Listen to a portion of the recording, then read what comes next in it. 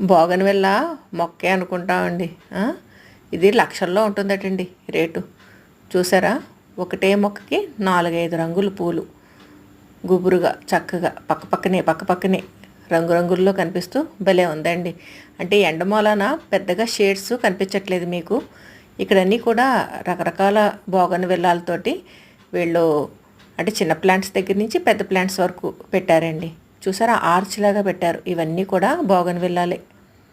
ఇదిగోండి. ఇక ఇక్కడైతే పెద్ద చెట్టులాగా పెంచారండి. మనకి రకరకాల చెట్లు ఉంటాయి చూసారా, అలాగా దూరం నుంచి చూస్తే ఇదంతా కలిపి ఒక చెట్టు అనుకుంటాం.